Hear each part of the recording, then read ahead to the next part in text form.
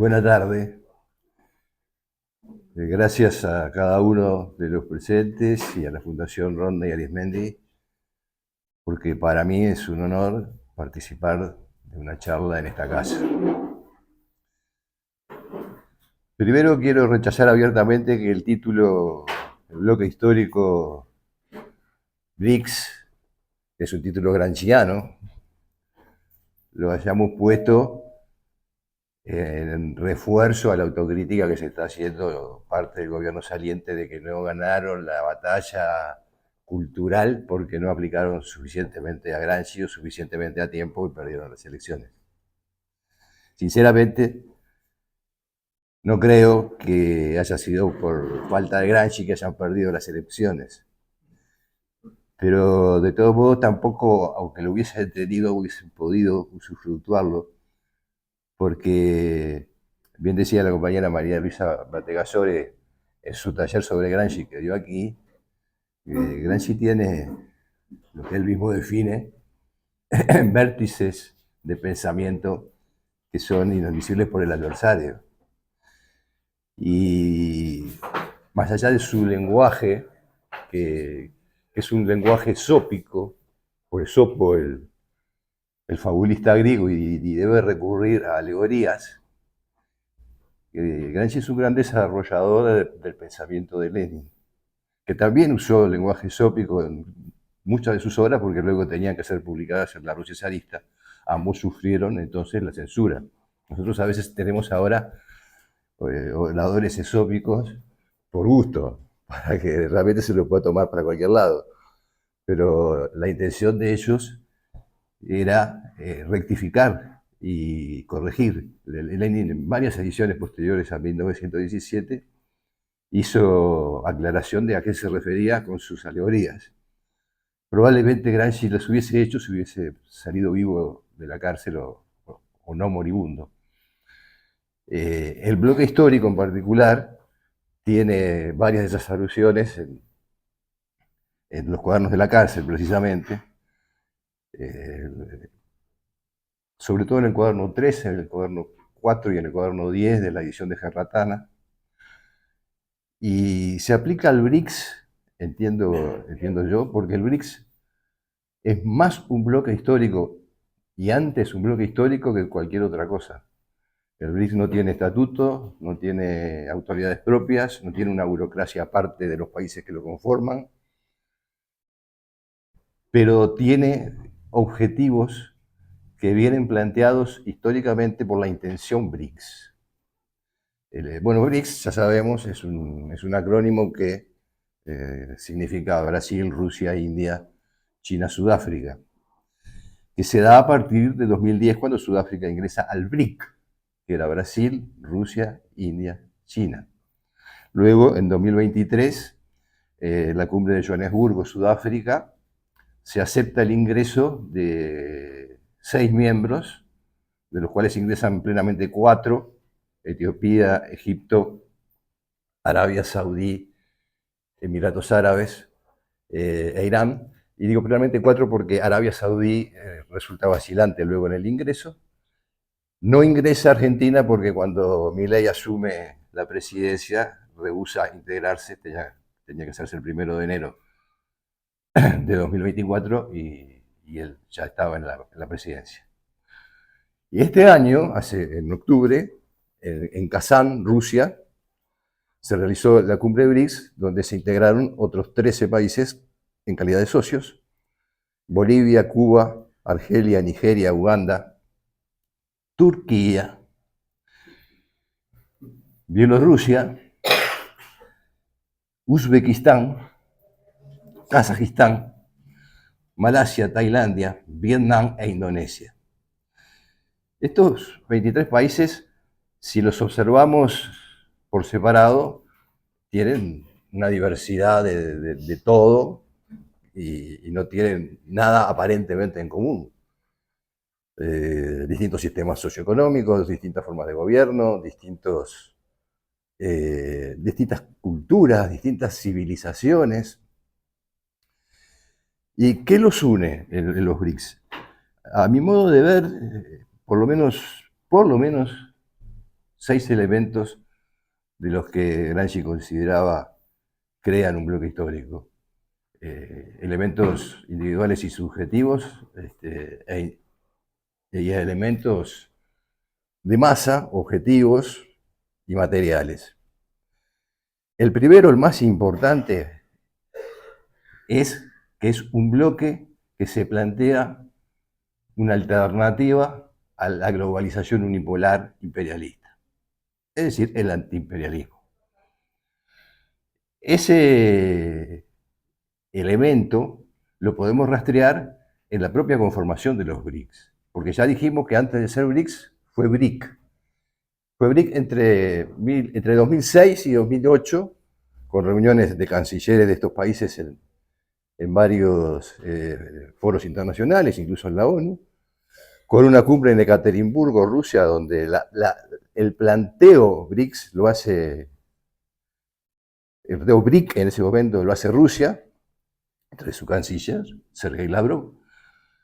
Pero antes de ser BRIC, fue RIC, a fines del siglo pasado.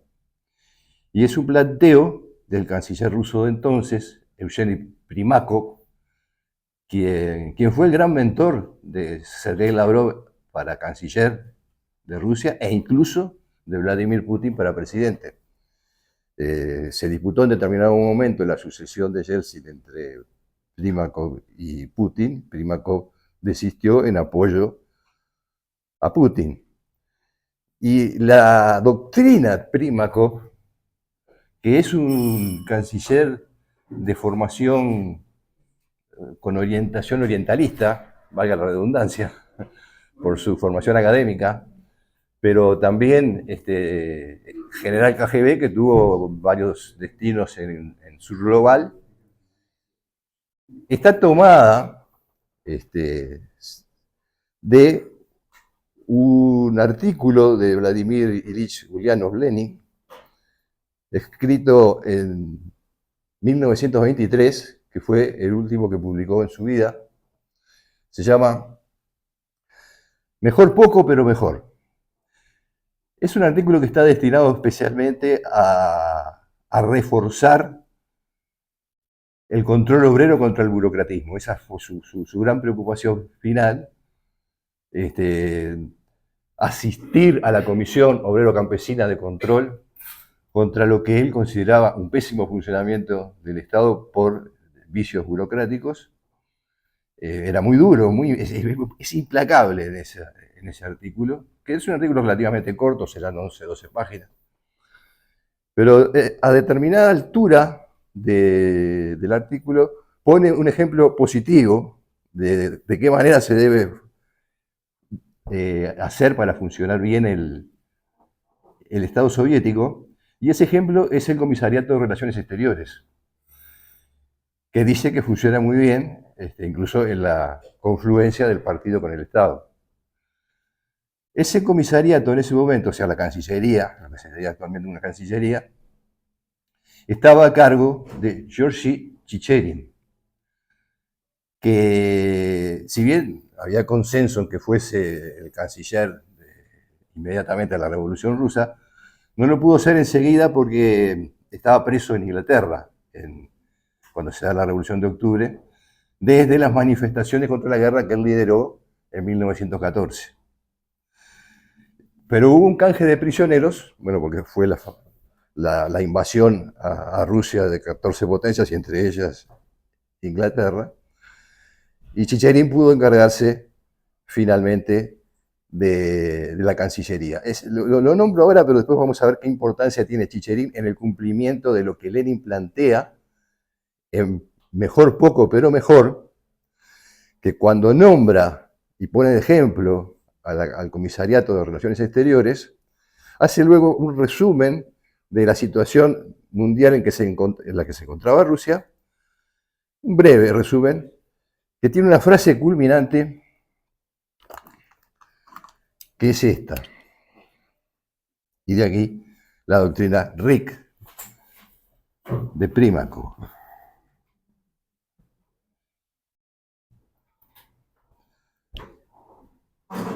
El desenlace de la lucha depende, en definitiva, de que Rusia, India, China, RIC, etcétera, constituyen la inmensa mayoría de la población del globo, subglobal, mayoría global. Y esta mayoría es la que se va incorporando en los últimos años con extraordinaria rapidez a la lucha por su liberación. De modo que en este sentido no puede haber la menor duda sobre cuál será la solución definitiva de la lucha mundial, absolutamente asegurada. Pero lo que nos interesa no es la inevitabilidad de la victoria definitiva del socialismo. Nos interesa la táctica que debemos seguir para impedir que los estados contrarrevolucionarios de Europa Occidental nos aplasten, para asegurar nuestra existencia hasta el próximo conflicto militar entre el Occidente imperialista contrarrevolucionario y el Oriente subglobal nacionalista revolucionario.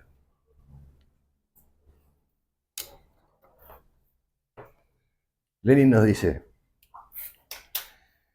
la victoria definitiva del socialismo es tan inevitable que no nos interesa.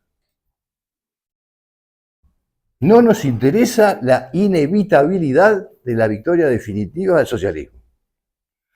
Nos interesa los procesos de liberación nacional, incluso nacionalista. Él luego, mejor dicho, previamente, en su trabajo anterior, que fue dictado porque él tenía una parálisis entre diciembre de 1922 y enero de 1923, define dos tipos de nacionalismo: el nacionalismo ofensivo de las grandes naciones y el nacionalismo defensivo de las pequeñas.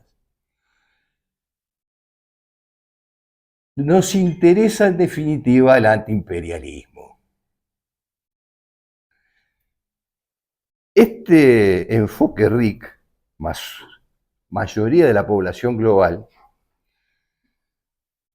tuvo un trabajo en esa dirección por parte de Chicherin, por parte de la ANEP, que tiene bastante que ver con esto, pero tuvo una discontinuidad en determinado momento, que no lo fue en todo el movimiento comunista. Fue particularmente en la URSS, en que se empezó a pensar de otra manera. Y pienso que no es nada raro, porque este pensamiento, tal cual lo leímos hoy, vemos los BRIC Plus más asociados de manera consolidada, y es el diario del lunes, más 100 años después. Pero en ese momento, la gran mayoría de quienes se consideraban marxistas consideraban que la revolución iba a ocurrir en Europa y no daban importancia a la inmensa mayoría de la población del globo. En esos dictados, concretamente el del 31 de diciembre de 1922, Lenin hace otra apreciación que tiene que ver con el RIC y el sur global. En el informe del 31 de diciembre dice: una cosa es la necesidad de agruparse contra los imperialistas de Occidente, y otra cosa es cuando nosotros mismos caemos, aunque sean pequeñeces, en actitudes imperialistas hacia naciones oprimidas, quebrantando por ello nuestra sinceridad de principios. Este es un oportunismo de las repúblicas más poderosas, porque se realiza en el momento que varios movimientos revolucionarios están por triunfar en repúblicas asiáticas. Y es una forma de obligarlas a entrar a la Unión, dejando de lado su soberanía. Soberanía es otro de los elementos, en el sentido gramsciano, individuales y subjetivos del bloque histórico BRICS. Soberanía y autodeterminación. Voy a tratar de contextualizar esta última cita. El 30 de diciembre de 1922 se funda la Unión Soviética. Se funda a través justamente de un tratado de constitución. Ese tratado de constitución tiene dos leyes que se contradicen entre sí. El artículo 24 que fue propuesto por Stalin y que dice que los soviets de las repúblicas deben obedecer al soviet de la Unión. Y el artículo 26, que fue propuesto por Lenin, que dice que las repúblicas tienen derecho a la libre adhesión, manteniendo el derecho a la libre secesión según los procedimientos que ellas mismas determinen. Esta contradicción se salva en la redacción de la Constitución, de la primera Constitución de la Unión Soviética, que se da el 30 de enero de 1924, donde el artículo 24 del tratado desaparece, el artículo 26 se desglosa en dos, en el artículo 2 y el artículo 3 del numeral 2 sobre las nacionalidades, y permite el ingreso a la Unión Soviética, que había sido fundada por 4 repúblicas, Rusia, Bielorrusia, Ucrania, Transcaucasia, de las revoluciones asiáticas que se estaban dando el 31 de diciembre cuando dicta Lenin esto. Azerbaiyán, Tayikistán, Kazajistán, Kirguistán, Turkmenistán, Uzbekistán, varios de estos países, hoy BRICS, más otras repúblicas pequeñas, bueno, Armenia. En total ingresan 15. Después, en el periodo en que rige esto, se van 5, vuelven 3. Fue muy exitoso, pero además de haber incluido en la Unión Soviética a parte importante del sur global, y particularmente de Asia, y de Asia Central, con Chicherin empiezan una campaña en donde Lenin indica especialmente trabajar con India, trabajar con China, porque esta vicisitud que ocurre desde que se forma la Unión Soviética hasta que termina la guerra de intervención, en que fue invadida por Estados Unidos, por Gran Bretaña, por Francia, por Rumanía, por Italia, por Japón, por Australia, por India, por China, por Canadá, 14 ejércitos regulares más 5 ejércitos mercenarios, más un caballo de Troya blanco que yo nunca entiendo que algo pueda ser una guerra civil. La guerra civil es un oxímoron en sí mismo. Aparte, nosotros teníamos a Mario Arregui, uno de los mejores cuentistas uruguayos, para mí el mejor después de Benetti, que nos prohibía hablar de guerra civil, en el caso concreto de España, porque decía que no había nada más incivil que una guerra, y especialmente esa. Pero Fidel le llama las guerras de la revolución, y yo suelo llamarle la guerra contra la intervención, porque tenemos que fijarnos, los promedios de tropas que enviaron todos estos países son altos, decenas de miles, Alemania 100.000, y fueron derrotados por un ejército incipiente, que demuestra que la moral en la guerra no solo es uno de los 3 principales factores de decisión según Clausewitz, sino que es probablemente el principal. Digo, lo sabemos por Vietnam, lo sabemos por Cuba, lo sabemos por China, pero nunca David le ganó tanto a Goliat, si estudiamos esta guerra, tal cual el Ejército Rojo derrotó. Y son las 2 primeras derrotas de Estados Unidos, que luego sufrió en Afganistán, sufrió en Vietnam, pero Estados Unidos participó en 2 frentes de esa guerra. En Vladivostok, donde tuvo un general sensato que cuando vio que no se podía secuestrar por parte de la coalición que fue numerada por Winston Churchill, que era en aquel momento ministro de municiones en Inglaterra, y no pudieron secuestrar el transiberiano. Entonces los yanquis que estaban en el frente este, en Vladivostok, se retiraron, pero los del norte, los que estaban en Arcángel, sufrieron una derrota humillante. Realmente la primera gran derrota de Estados Unidos militarmente. Ahora, este suceso ocurrió también en China entre 1950 y 1955, incluyendo la guerra de Corea. Ocurrió también en India desde 1949, que consigue la independencia Mahatma Gandhi, hasta liderada por Mahatma Gandhi, hasta los siguientes años. Ocurrió también en Sudáfrica, desde que Mandela asume la presidencia en 1994, siendo considerado un terrorista por Estados Unidos en sus listas oficiales. Y usted me puede decir, bueno, faltó Brasil, no ocurrió en Brasil. Está ocurriendo en Brasil. Y está ocurriendo desde antes del Lavallato, desde el Mencelao, diría yo. Desde el Laufer.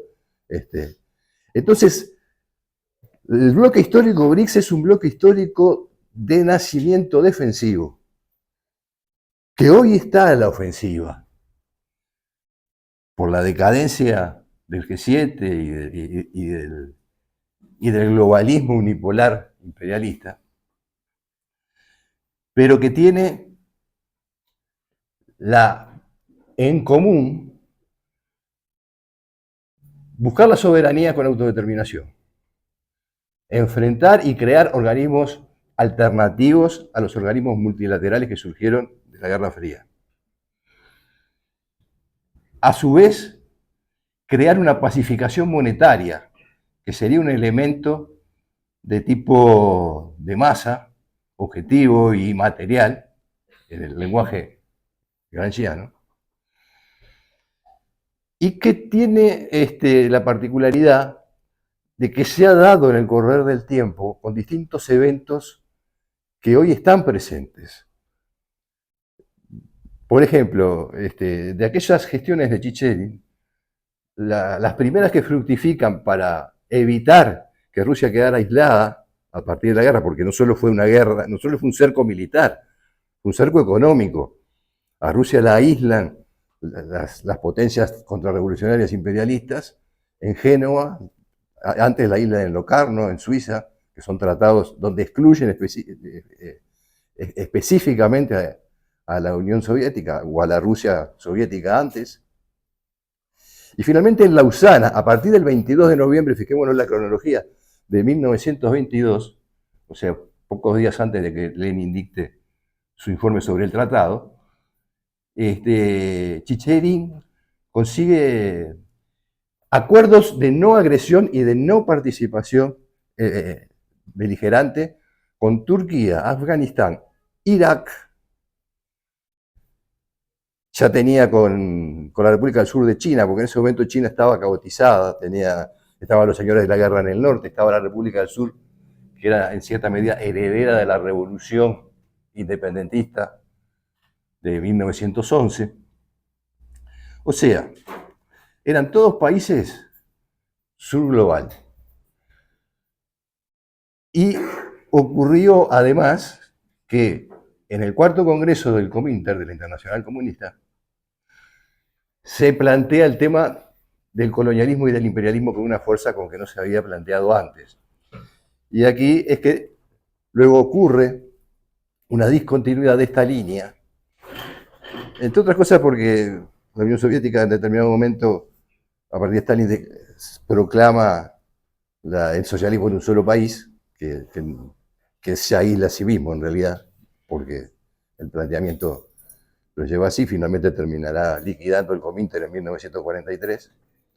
Entre otras cosas por algunos vectores desviados, digamos, de lo que señaló muy bien el compañero D'Amico en su taller sobre Dimitro, poniendo como ejemplo lo que pasó con el Partido Comunista de Cuba, que se alía con Batista, y puso el otro ejemplo, que es el Partido Comunista de Argentina, que forma con los partidos de la burguesía y de la oligarquía argentina, la Unión Democrática, en 1946 para las elecciones. En ese caso, yo pienso que, aparte del vector, tal cual lo señaló, bueno, D'Amico estaba estudiando el tema del Cominter en particular, del séptimo congreso, existía un error que es el Browderismo.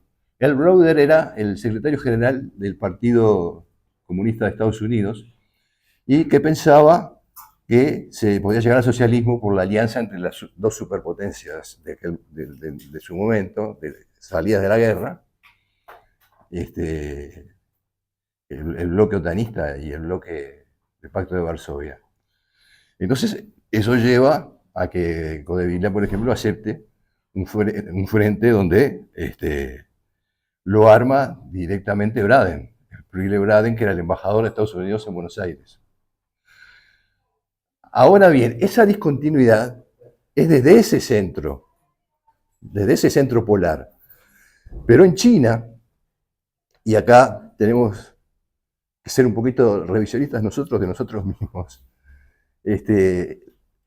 la política sur-sur, sur-global se manejó siempre, porque es un partido del Comintern, fundado el 1 de julio de 1921,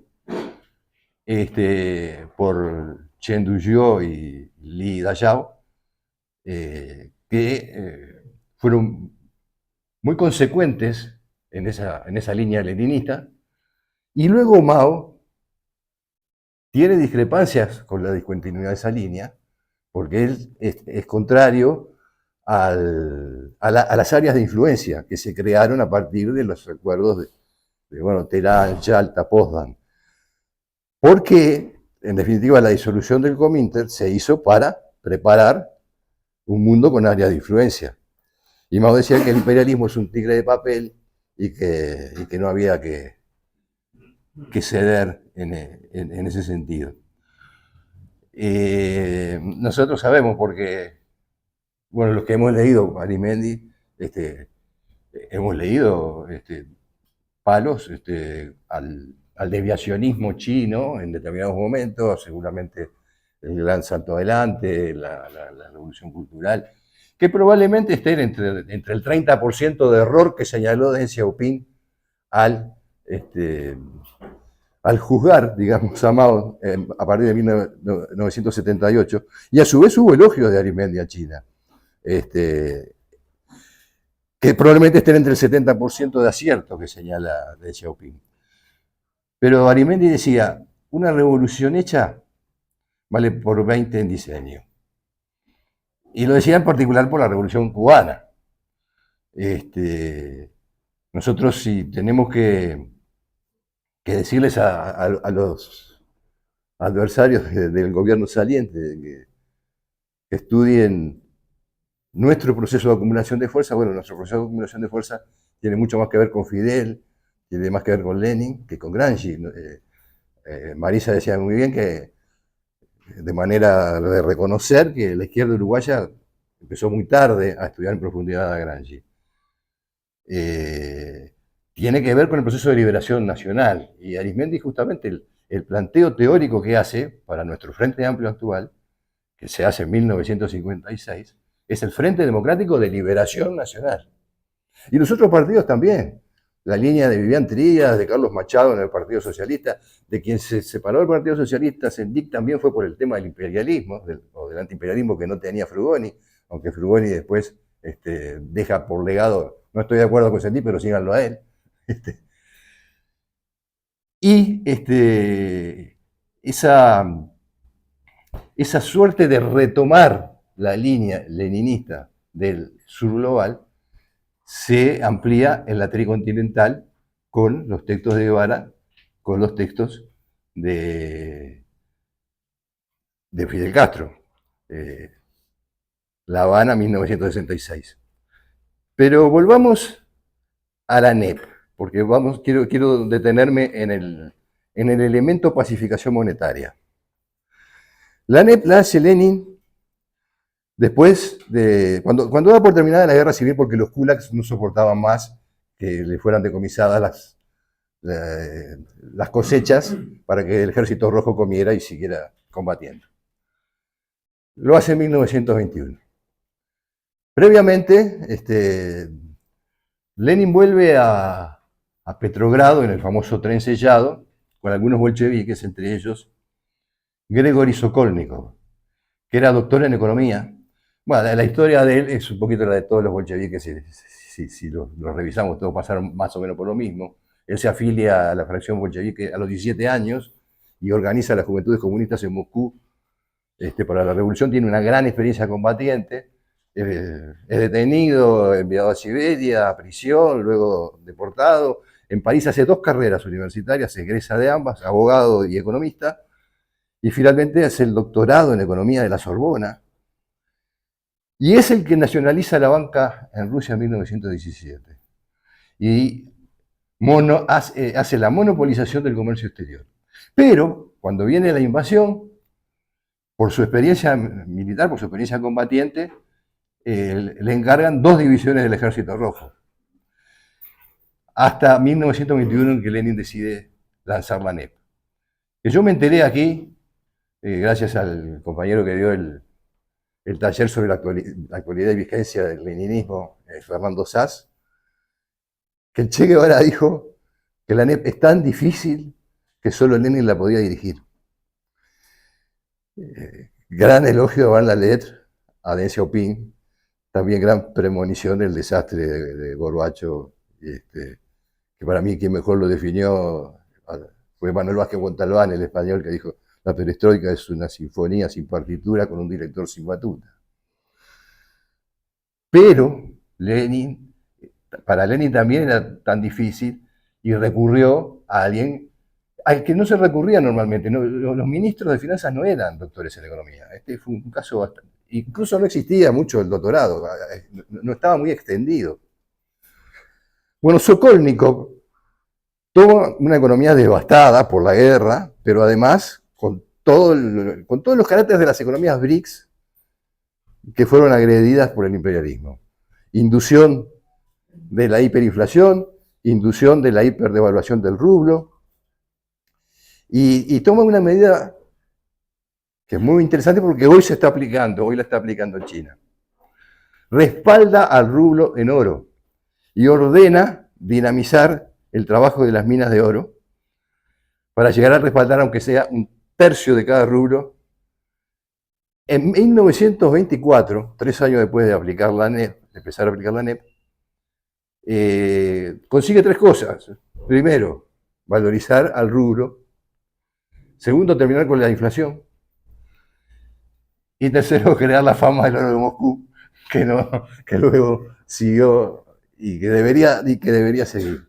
Y digo que hoy lo está aplicando China porque China está en este momento vendiendo bonos del Tesoro en dólares, denominados en dólares,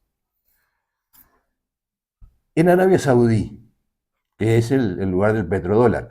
Porque recordemos que después de eso vienen los acuerdos de Bretton Woods de 1945, donde Estados Unidos se compromete a respaldar en oro cada dólar, y ese acuerdo de Bretton Woods se rompe en el 71 cuando Nixon ve que no puede devolver en oro todos los dólares que emitió, en particular los que le pedía a De Gaulle que le devolviera a Francia, y todavía están devolviendo en cuotas, pero concurre a Arabia Saudí para respaldar en petróleo, en cierta medida, obligando a que solo en dólares se pudiera comercializar el petróleo, que es un acuerdo que venció este año, Arabia Saudí no lo renovó, entonces compra los bonos chinos y tienen una característica muy particular. En general, cuando alguien emite bonos en dólares, un Estado, los que están necesitados de emitir, pueden emitir hasta 40 puntos de tasa de interés. Pero China los emite con una tasa de interés del 0,01 al 0,03. Es decir, prácticamente a la misma tasa de interés que la Reserva Federal de Estados Unidos, que recordemos siempre que es privada, que son 12 bancos privados, lo que le dicen actualmente, ya sabemos que está cada vez más concentrado el capital, y que son BlackRock con su Vanguard, con JP Morgan y Rockefeller siempre, y 2 más. Pero tiene tal éxito estos bonos que recibe ofertas por 40.000 millones de dólares cuando en la emisión es de 4.000 millones de dólares, o sea, 10 veces más. Y es mayor que las ofertas que recibe Estados Unidos. Y eso tiene que ver con que están respaldados por una economía que está cada vez más respaldada en oro, porque desde hace varios años que China está comprando y acumulando y acopiando oro.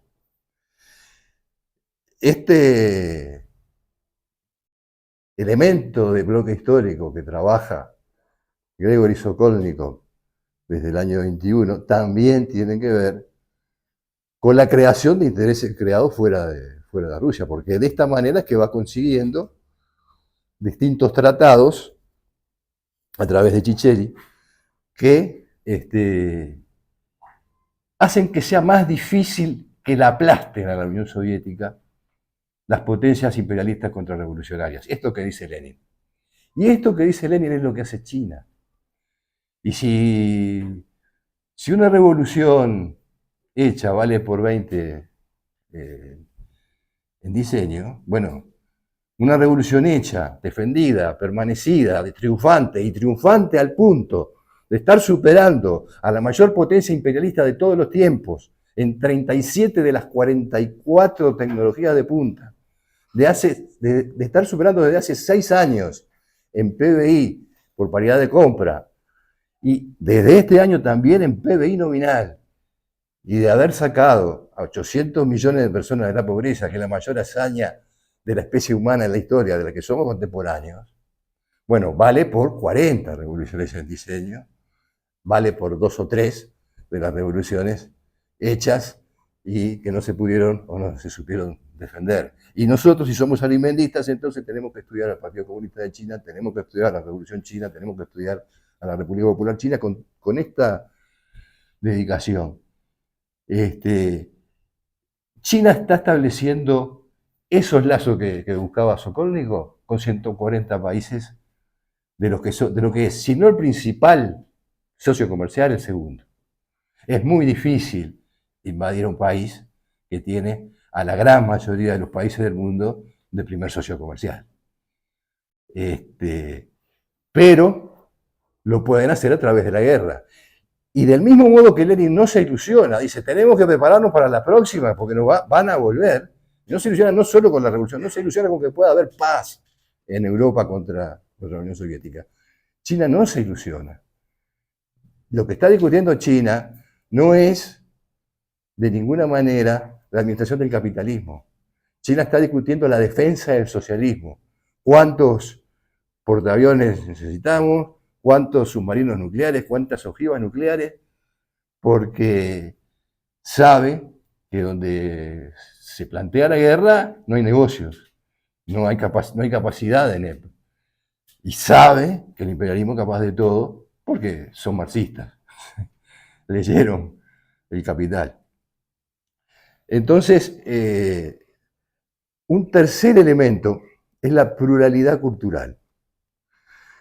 Subjetivo, individual, que tiene que ver con que no se excluye a Turquía, con que no se excluye ni siquiera a Estados Unidos, si mañana Trump quiere salir del G7 y venir a los BRICS,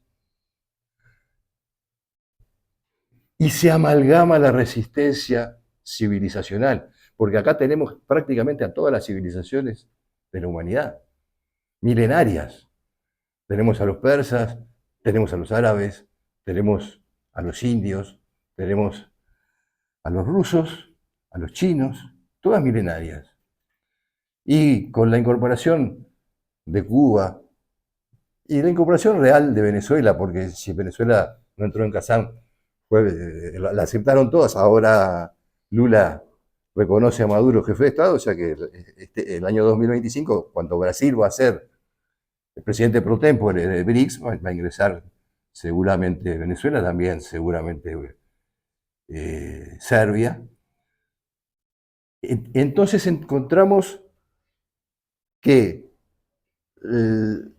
no solamente se resiste a través del nacionalismo revolucionario que plantea Lenin, se resiste a través de lo que Lenin detestaba, que era la contemporización, de civilización, de atavismos que surgen de las civilizaciones, pero también de elementos que son antiimperialistas, que tienen un sentido común trabajado, para decirlo con Gramsci, desde hace miles de años o cientos de años. Por ejemplo, la banca islámica, que no haya cobro de intereses o pago de intereses. Eso en los hechos genera que la banca privada no pueda competir si eso se concreta de manera monopólica. Pero si aplicásemos para los países que tienen una civilización judío-cristiana los 10 mandamientos, sería lo mismo, porque el noveno impide que ponga bienes en garantía. Entonces, ¿qué banca privada podría actuar? Esos elementos civilizatorios resistentes tienen como paradigma, a mi entender, la República Islámica de Irán. Porque Irán es un país prácticamente impenetrable desde el punto de vista geográfico. Está rodeado de montañas y de mar. Hace 500 años que sus fronteras prácticamente no varían. Pero es un país aparentemente fácil de implosionar desde dentro, o sea, de destruir alentando separatismos, porque tiene distintos grupos étnicos territorializados, que no están integrados a los persas. Tiene a los baluchis en la frontera con Pakistán y también con Afganistán. Tiene a los azeríes en la frontera con Azerbaiyán, donde fue asesinado o murió en un accidente el presidente Raisi. Tiene kurdos en la frontera con Irak. Pero, aunque los persas étnicos son menos del 60%, los musulmanes chiíes, desde tiempos del imán Ismail, son entre el 90 y el 95%. Entonces, lo homogéneo que tiene la población de Irán viene por el lado de la religión, a tal punto que políticamente el que realmente importa es el ayatollah. Mataron al presidente, asumió Pezeshkian, que es de otro partido político, pero que en definitiva la política de Estado es la misma, porque es la del ayatollah Jamenei. Constitucionalmente lo es. El jefe de Estado es Jamenei. Y acá venimos al presente. Yo pienso que la revolución iraní, que la viví personalmente muy de cerca, porque íbamos a Cinemateca a ver los informes que pasaba Martínez Carril, porque otra forma de informarnos no teníamos, y fue una revolución equiparable a la rusa en su magnitud. A la China, bueno, que la China y la vietnamita son distintas porque son guerras populares prolongadas. Pero esta insurrección masiva que ocurrió en Teherán fue una revolución impresionante que luego debió defenderse sola, igual que se defendió Rusia. Porque la agredieron la OTAN utilizando de estado proxy para la guerra a Irak, en la guerra Irak-Irán entre 1980 y 1988, que era también el partido basista, el partido de Bashar al-Assad, que en aquel momento era de su padre, Hasef al-Assad. Todo la OTAN, todo el Pacto de Varsovia, China no se metía ya contra Irán. Y con una curiosidad, lo único que tuvo fue un apoyo político meramente de Israel, porque ya estaba creciendo en Israel el sionismo revisionista, el más imperialista de todos los sionismos imperialistas que allí fungieron, y ya estaba la idea del Gran Israel, esta que hoy tenemos que ver en el asesinato de Siria, porque para ellos la tierra prometida va del Nilo al Éufrates, es decir, no apoyaban a Irak, porque Irak, igual que Siria, o sea, el basismo, que también incluía a Nasser, a Egipto, es parte de su territorio. En cambio, los persas no, los persas son otro país. Tengámoslo en cuenta y luego tengamos en cuenta también el Turquestán, que es la proyección de poder que diseña Turquía y que hoy se está enfrentando a esta otra proyección de poder en Siria. Un cuarto elemento, el no alineamiento. El no alineamiento es un elemento esencial del bloque histórico. yo diría que para ponerlo en la individualidad subjetiva que reclama Ganesh, y para un elemento de este tipo, habría que nombrar a Nehru en primer lugar. Nehru fue el sucesor del Mahatma Gandhi en India luego de la independencia. Y a Nasser, que consigue la independencia de la misma Inglaterra de la que se independizó India, en 1952 en Egipto. Y en 1955 en Bandung, Indonesia, hoy país BRICS, que es el país con más población musulmana de la Tierra, y en la Tierra los musulmanes son 1.800 millones. En Bandung se crea el movimiento no alineado, con Nasser, con Nehru, con Sukarno de Indonesia, con China, Mao en aquel momento. Y luego aparece en ese movimiento Fidel. Y aparece Josip Broz Tito de Yugoslavia. Yo diría que los cuatro principales son Nasser, Nehru, Tito y Fidel. Allí es otro gran impulso para retomar el RIC más inmensa mayoría de la población del globo que plantea Lenin. En mejor poco, pero mejor. Cuando volvió de Argelia y llegó al aeropuerto de Maiquetía, dio una conferencia de prensa Nicolás Maduro. Volvía de Argelia tras la cumbre de Kazán, en Rusia, donde todos los países BRIC lo habían aceptado, salvo Brasil en aquel momento, y dijo algo que a mí me importa mucho. Dijo, en el mejor momento de los no alineados y del bloque socialista, no teníamos el poder económico, el poder político y el poder territorial que tenemos hoy. Porque si nosotros nos fijamos en quienes componían el bloque, eran todos países devastados por la Segunda Guerra Mundial, destruidos por completo.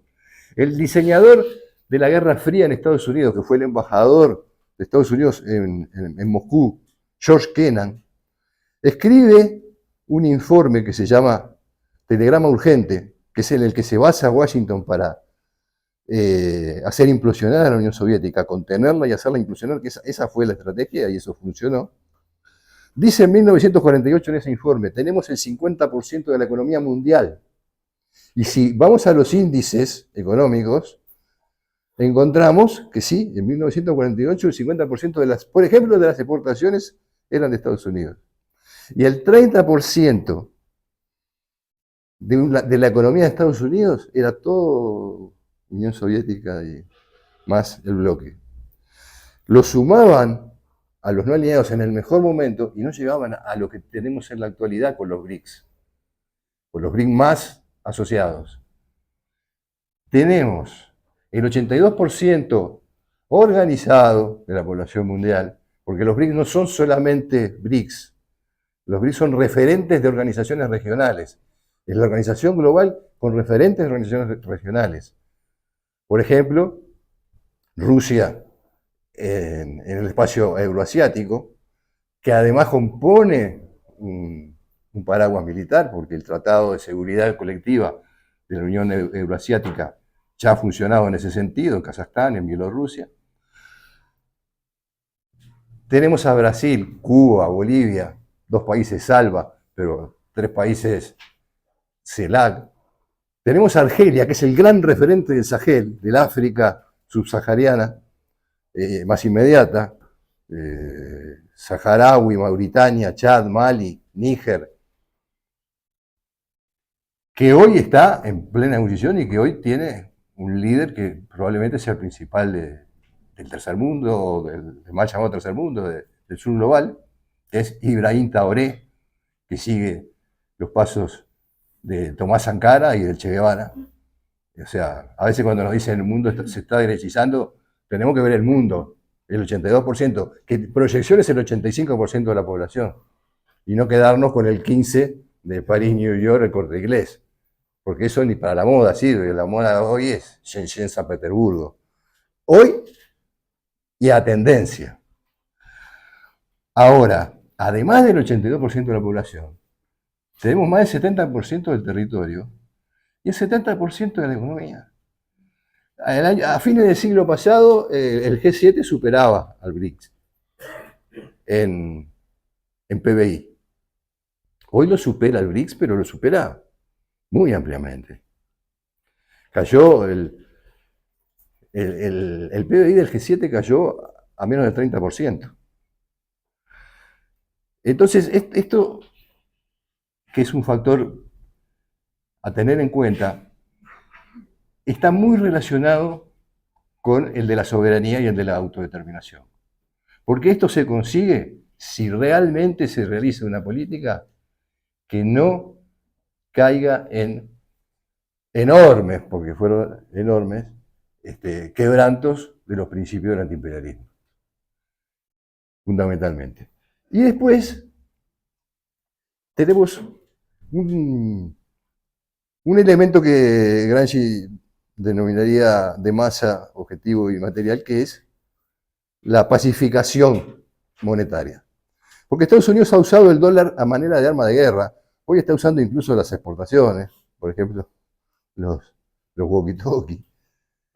Eso se vuelve un boomerang contra Estados Unidos, porque esta experiencia que está haciendo China, que fue muy discutida en las cumbres BRICS, desde antes de Johannesburgo, siempre se habló de que los BRICS iban a salir del SWIFT, iban a crear otra cosa. Lo han hecho, crearon sistemas de comercio internacional alternativos, pero no crearon una moneda común alternativa. Y eso es una decisión que tomó básicamente China. Tal vez Sergei Glaser no estaba totalmente de acuerdo, él trabajó muchísimo en Astana, en Kazajistán, para lograr una moneda común, pero es muy difícil de hacer. Pero además China tiene dos concepciones sobre esto. Una es que Estados Unidos está atrapado por el dilema de Trifflin. Trifflin era un economista belga que, bueno, primero pronosticó en 1960 que Estados Unidos, 10 años después, iba a tener que desacoplarse del oro porque el dólar no iba a poder seguir siendo emitido como respaldo.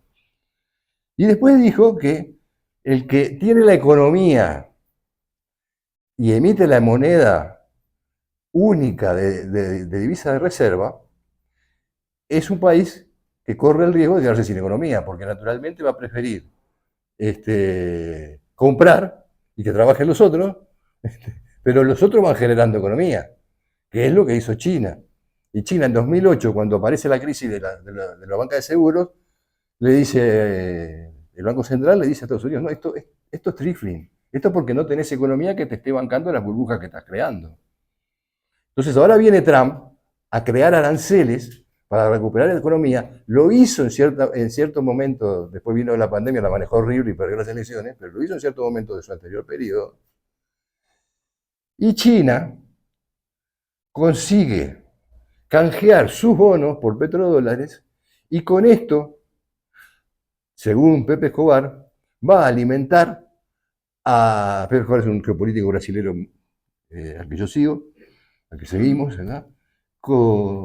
Va a alimentar a países BRICS para las negociaciones de deuda.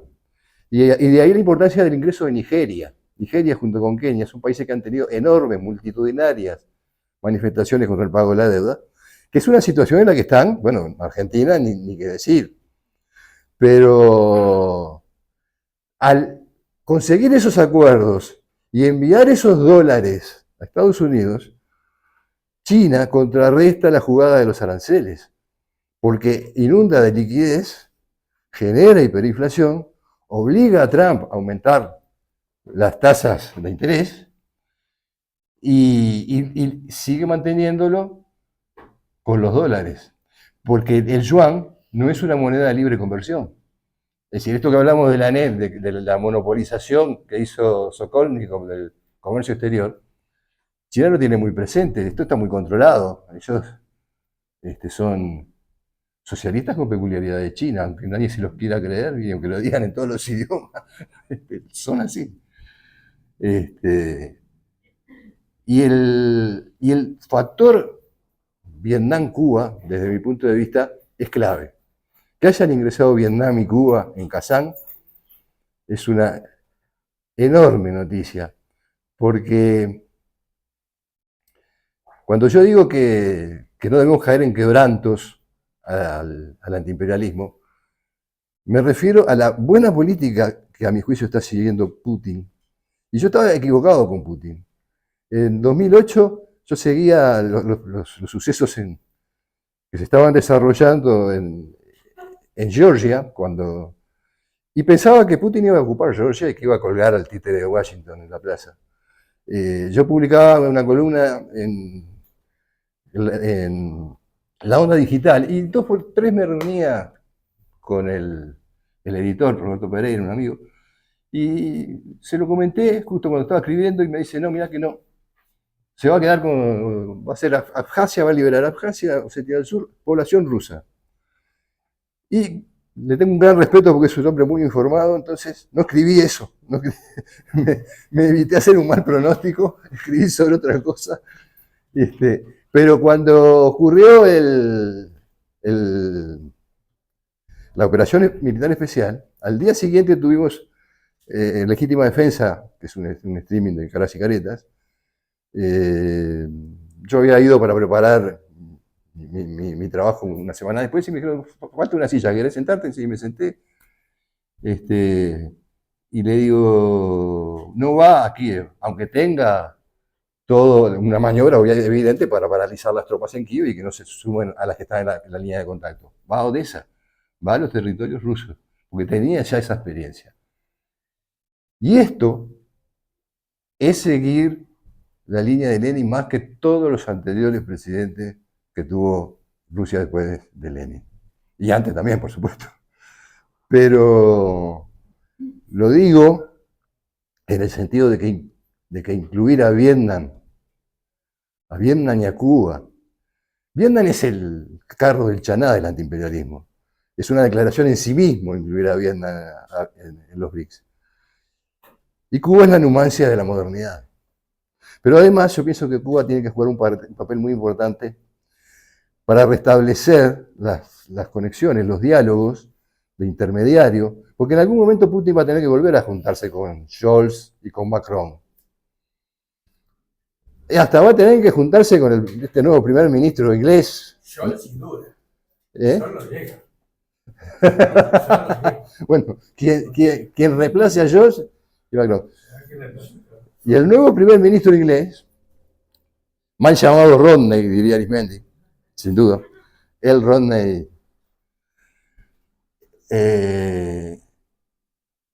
¿Se acuerdan de aquella mesa larga que construyó Putin en el Kremlin para sentar a Scholz y después a Macron? En la otra cabecera, ¿te acordás?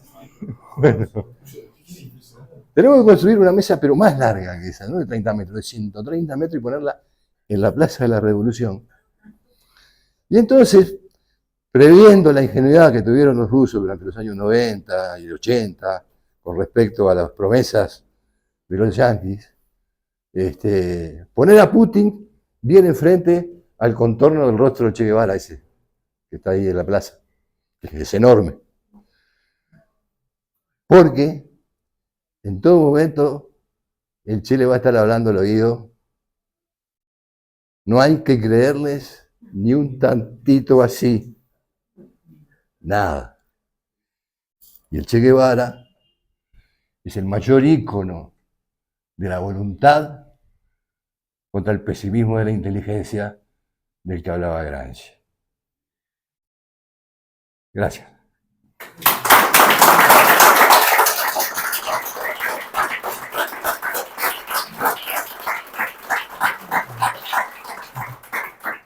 Muchísimas gracias, Joselo. Abrimos un espacio para alguna pregunta, algún comentario. Uno solo, Joselo. Justamente, por tus últimas palabras ahora y lo que estamos hablando, estaba escuchando ayer a Iñaki, no recuerdo, es un analista vasco. Gil. Sí, ahí está. San Vicente. Diciendo, no podemos desmoralizarnos por esto porque tenemos que mirar desde otro punto de vista. Y mostró los avances en otros lados y las condiciones en otros lados, que se llevaría mucho tiempo en explicar, pero precisamente es tu visión. Tenemos que mirar todo el panorama completo. Caraganov dice, no tenemos que verlo de manera sombría. Aparte, acá tenemos un cadáver, pero la novela policial no consiste en indagar quién lo mató, ya están a confesión de parte, todos autoadjudicándose el asesinato, el crimen. Acá el enigma es qué va a pasar con el cadáver. Y voy a citar al Partido Nacional, en el espíritu de Orsi, voy a citar nada menos que a Eduardo Víctor Aedo. Los cadáveres políticos son odres de vino nuevo. Y ya quedé con el Partido Nacional. Tenemos que citar también, y mucho, y tenerlo muy presente, a Héctor Grosse-Piel, que fue canciller de la calle Herrera. A mí me tocó hacer la bibliográfica de su gran libro sobre la jurisprudencia internacional, hace más de 2 décadas, porque si algo tiene que tener Uruguay es doctrina Larreta. Y tenemos que recuperar porque este gobierno del Partido Nacional la perdió en el caso de Venezuela. Nosotros tenemos que respetar, tal cual lo hizo el mundo civilizado, la autodeterminación, pero la autodeterminación más allá de la república y de las elecciones, digo, la autodeterminación no caer en injerencia ni con ningún reino, ni con Mohammed bin Salman, ni con Mohammed bin Zayed, ni con Felipe. Si dice la Constitución española que existe un órgano que define que es el jefe de Estado porque es hijo de Juan Carlos, no le vamos a pedir certificado de ADN o que firme algún cromatólogo que es de sangre azul es el jefe de Estado, y punto.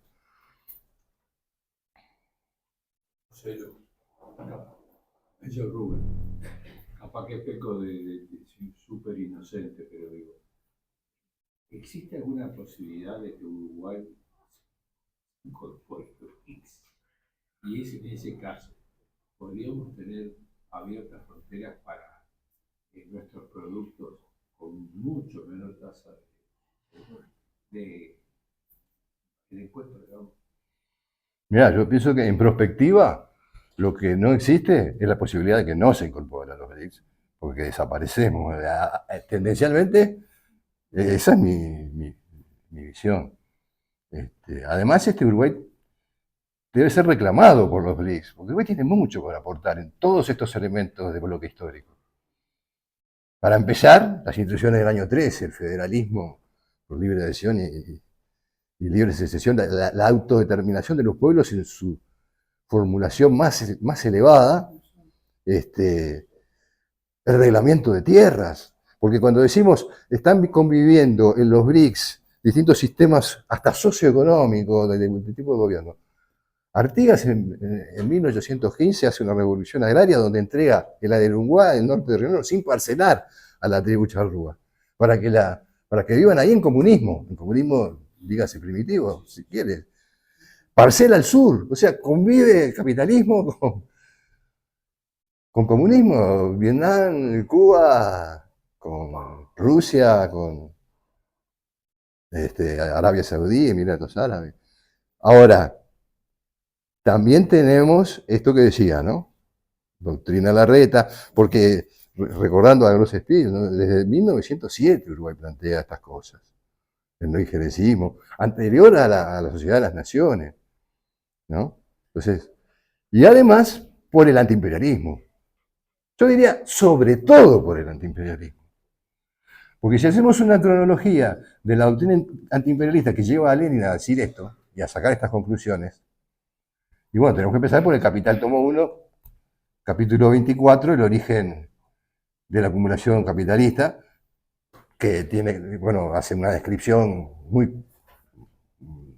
implacable de la superexplotación de las colonias, Marx, y es la sección culminante, y después termina, el capitalismo vino al mundo chorreando lodo y sangre por todos sus poros. Pero esto después lo toman varios marxistas y varios no marxistas, porque el primer libro sobre el imperialismo de John Hobson, que es un social liberal inglés, pero que ya habla de la concentración de capitales, de la concentración de la producción.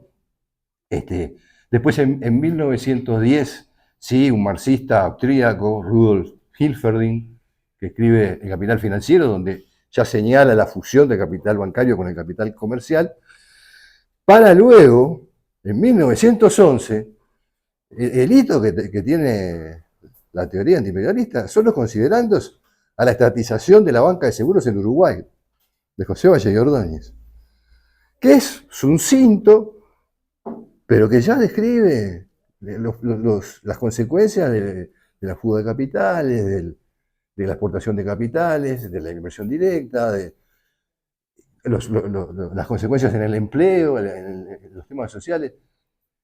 Y tiene la particularidad de que está firmado por un presidente en ejercicio. O sea, los considerandos le siguen las resoluciones. Recién después, en 1913, Rosa Luxemburgo, la acumulación de capital, subtítulo, una descripción del imperialismo económico, que pienso, igual que el cientista argentino Néstor Cohen, fue, junto con Lenin, la gran creadora de la teoría antiimperialista, Rosa, y también fueron los grandes creadores de la Internacional Comunista, bueno, también se suma Gramsci a eso. Y en 1916 los dos libros de Lenin, dos, porque siempre se habla de Fase Superior, que sin duda es un libro extraordinario, al que Lenin le dedicó 30 años, y 15 cuadernos completos, extractó 148 libros enteros para escribir ese folleto que uno puede leer en el bondi, en 5 o 6 viajes de ida y vuelta, al barrio. 200 papers académicos, 70 revistas, la mayoría en alemán, muchos en inglés, varios en francés, solo 2 en ruso. El de Hilferding, que tenía una edición rusa del 13, y los manuscritos de Nikolai Bukharin, que tiene por título Economía Mundial e Imperialismo, que lo prologó Lenin, pero se publicó recién en 2017. Y el segundo libro de Lenin de ese año, que tiene algunas versiones periodísticas anteriores, es acerca del derecho de los pueblos a la autodeterminación, que son complementarios, porque en uno habla de economía, sobre todo, en fase superior del capitalismo, y en el otro de política, aunque Lenin consideraba que la política es economía concentrada, pero tiene una independencia y una especificidad. Entonces Uruguay tiene para aportar, nos tendrían que reclamar. Sí, un detalle sobre lo que vos escribiste, pero no. Bandung sigue hasta hoy. Sigue, claro. O sea que, vamos a entendernos, por ejemplo, yo calculo que van a ir todos a los BRICS. Yo tuve la suerte de estar en el 74 en Perú. Además, estaba en plena revolución todavía. Después murió este hombre. Verás Colorado. Pero además fue la reunión de los 77. Es importantísimo. Bueno, ahí estaba Cuba, por ejemplo. No Rusia. No estaban los grandes. Rusia. Después se sumó China Sí, en Bolivia. Hoy son, o corregirme después, fíjate, son 163 países. Eso funciona bajo las Naciones Unidas. O sea, el grupo existe. Y es un grupo antiimperialista. Exactamente, exactamente. No desapareció. Otros de las herramientas que hemos mencionado, sí desaparecieron. Pero los no alineados, el 77 más China, eso está. Se reunieron en Cuba hace poco también, donde Putin, hablando de Fidel, yo por primera vez lo vi con los ojos llorosos. Y miren que yo veo RT, desde que RT está en castellano, yo veo todos los 9 de mayo, desde que lo puedo recibir por internet, y veo siempre las ofrendas florales que hace Putin a su hermano Víctor Vladimirovich Putin, que murió asesinado por los nazis en el sitio a Leningrado. Era el hermano mayor, Putin nació después del sitio. Él es imperturbable, tiene esa forma. Mujica lo describe como cara de póker, que no sé. pero habló de Fidel en ese y se le sonroja, y lagrimeó. Nunca lo había visto con los ojos llorosos. Y hay una estatua en Moscú gigantesca. Sí, sí, sí, sí, la Plaza Fidel Castro la inauguró Putin. Sí, sí, Alexis. No, ¿qué pensás de todo este acuerdo de la Unión Europea? Si va a prosperar o no. No, no, Y si profe. entra en contradicción o no. Y si no te parece que acá el progresismo sigue con la cabeza 20 años atrás y piensa que Estados Unidos va a ser hegemónico por siempre. Es que nos inculcan eso, Alexis. Porque tenemos un desbalance entre la realidad del mundo y el reflejo de la realidad que recibimos de los medios hegemónicos. Nosotros nos manejamos por lo que pasa en Europa, Estados Unidos y ni siquiera en nuestro continente. Entonces nos pensamos que es así. También tenemos dirigentes que saben tal cual es y prefieren tomar atajos, porque claro, el sentido común está trabajado en ese. Ahora, vos das con Gramsci la lucha por la hegemonía o aceptás el sentido común. Digo, subirte al sentido común para decir, por ejemplo, esto debería ser de esta manera, pero miren que no lo dijo el Che Guevara, lo dijo Obama, ¿viste? Y ahí ya estamos entregando el sentido común. Y después decimos, pero perdimos la batalla, no tenemos, perdimos el sentido común, decimos, aparte lo decimos así. O decimos, por ejemplo, esto habría que hacer esto, pero miren que no lo está haciendo China, lo está haciendo Estados Unidos, lo está haciendo Suiza, Suiza sobre todo, ¿no? O Suecia. ¿Viste? Y entonces, bueno, pero si lo está haciendo Suecia, si lo está diciendo Obama, y probablemente esté mal, ¿viste? Ahora, eso, prestigiar, eso es un problema que sí tiene el progresismo en Uruguay, y que después te quedas, porque eso es pan para hoy y hambre para mañana, son victorias pírricas que conseguís en un debate. Sí, eso nos pasa fundamentalmente a los uruguayos. Sí, sí, En el sí. caso de Brasil no pasa. No, y Por eso Argentina. hay otra visión del tema. Sí. No sé en Argentina, porque Argentina es medio problema. Te quería hacer una pregunta sobre el tema de, en la última cumbre de Kazán, hubo, bueno, siguió el episodio con Venezuela, pero además de eso, una reunión entre Moby y Xi Jinping.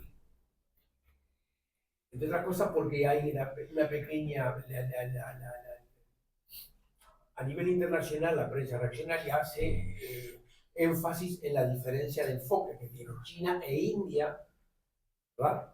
Con respecto a que el planteamiento de Moby era, bueno, nosotros queremos algo que sea no occidental, no antioccidental. Era esa la pequeña diferencia, y sobre eso le dieron bombo.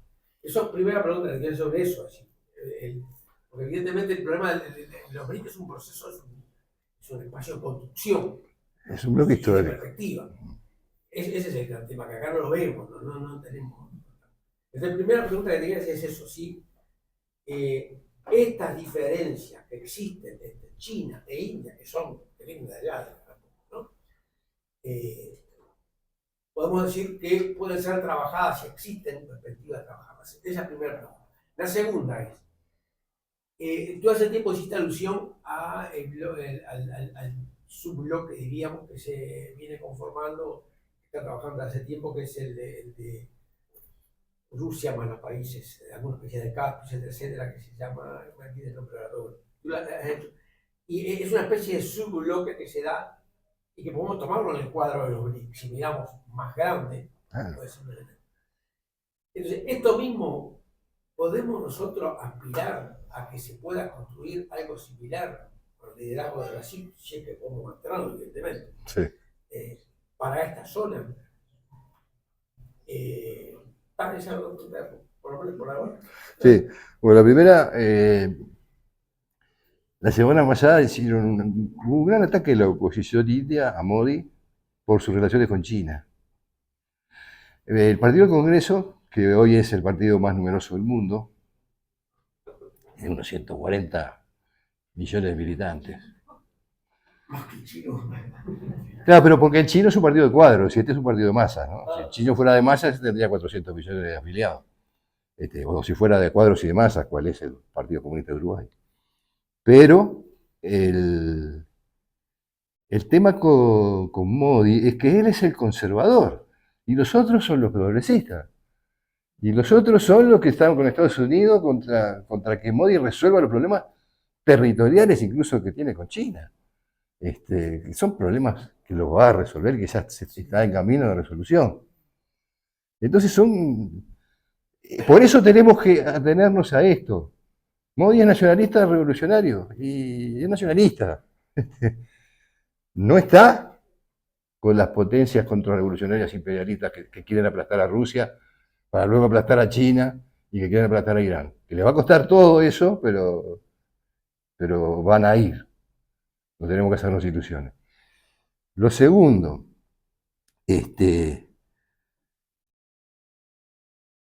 América Latina tiene que afirmarse en que es un continente de paz. Eso para mí es la clave, porque los imperialistas van a buscar cerrar también aquí el comercio con China. Y ese comercio, hemos visto, es condición para impedir las agresiones imperialistas. Con esa condición, yo pienso que Brasil está haciendo todo lo que puede, que como vos dijiste, tenemos que sostenerlo. No es fácil, supimos todo lo que le pasó, por eso digo que lo que le pasó a todos los otros le está pasando ahora a Brasil.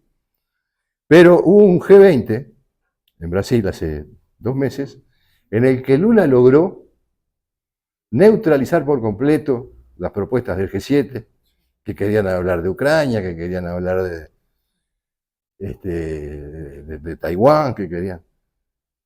Y impuso una agenda BRICS contra el hambre, contra la pobreza.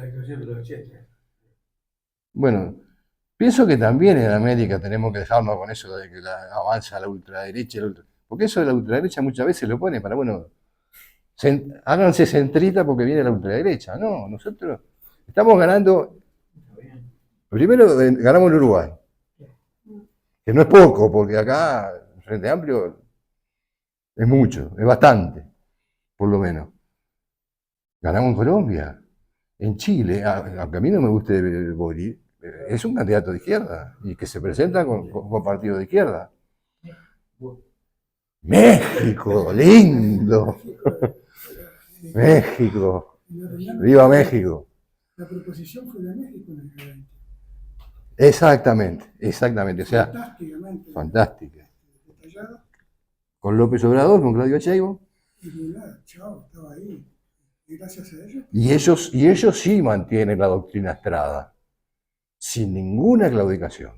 Por eso tenemos que seguirlos, a México, a Brasil. Tenemos que estar en eso. ¿Sí? ¿De acuerdo?